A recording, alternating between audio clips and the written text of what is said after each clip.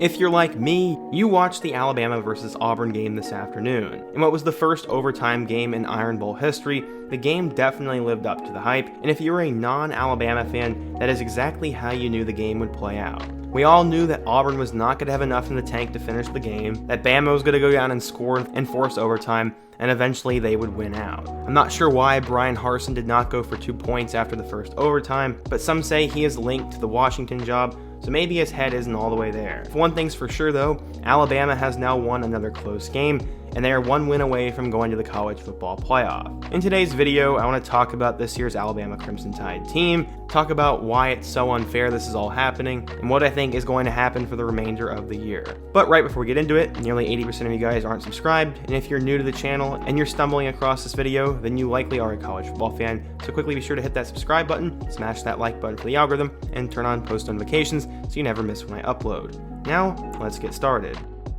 I 100% respect everything Nick Saban's done, and I like every Alabama player, and for the most part, I'm a fan of the team. But I'd be lying to you if I said I wasn't sick and tired of them always winning these games. We first saw it in Week 3 against Florida, as they won by way of a missed 2-point conversion from Florida, and just of course, they won that game. They ended up losing to Texas A&M, and the whole world was happy from that, but from then on, Bama struggled a little bit down the stretch. It was a close game going into the fourth quarter against Tennessee. They only beat LSU by 6 points at home, and then last week, they barely beat Arkansas by 1 score. For people who are rooting for new teams to get into the college football playoff, these games made you pull your hair out, because we all know once Bama gets to 2 losses, they are eliminated from the discussion. I had high hopes that Auburn was going to win this game today, but when Bo Nix got hurt, I knew that they were in serious trouble. Auburn also lost last week on the road to South Carolina, so there was really no reason to expect them to win this game. Then they got out to a 10-0 lead. They messed everything up after they got an interception, they did not take advantage of Bryce Young's fumble or the messed up field goal, and Tank Bigsby had little to no awareness going out of bounds instead of just diving on the floor. Had Auburn just got that first down, we'd be talking a whole different playoff scenario, but instead, they gave the ball to Bryce Young, down 7, with 98 yards, and he needs a Heisman moment, and that is exactly what he did.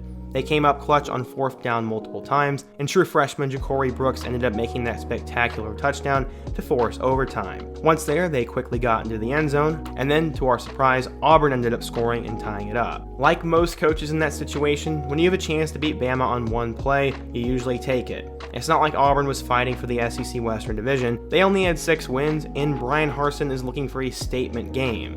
He should have just gone for 2, and obviously people would have been mad if they didn't get it, but no one would have complained for going for it there. At best, you win the game in one play, and at worst, you at least went out trying your hardest. Instead, they tried to play a back and forth game with Bama, which all the odds were stacked against them. Auburn could do nothing except run the ball because TJ Finley basically had one leg. Bama had all the momentum, their defense was rested, and they had a Heisman contender with Bryce Young under center. We all knew it was going to happen, and once Auburn did not complete that 2-point conversion in 4th overtime, we knew the game was over. I'm not an Alabama hater, but I will admit I would like to see them miss the playoff this year, and I'd like to see a new team get in. That's the problem with the college football playoff system, as it has seemingly been the same 5 to 6 schools, and everyone is just sick and tired of it. Our only hope is that Georgia goes out and wins this game next week. There's no way they put a 2-loss Bama team in, but stranger things have happened, and knowing how this season has gone, we're going to somehow see Bama beat Georgia next week, and then real chaos is going to happen. At times, it just seems unfair that these games always go their way, but at the same time, Nick Saban is the best coach in the business, they have more talent than any other team, and there's a reason why they're the best program in the country. Well, what do you guys think though? If you're a Bama fan, do you think you guys will beat Georgia next week? If you're a fan of any other school, what are your thoughts on the current college football playoff system and who you think gets in? Also, let me know another topic I could do in my next video, and be sure to subscribe to the channel if you have not already.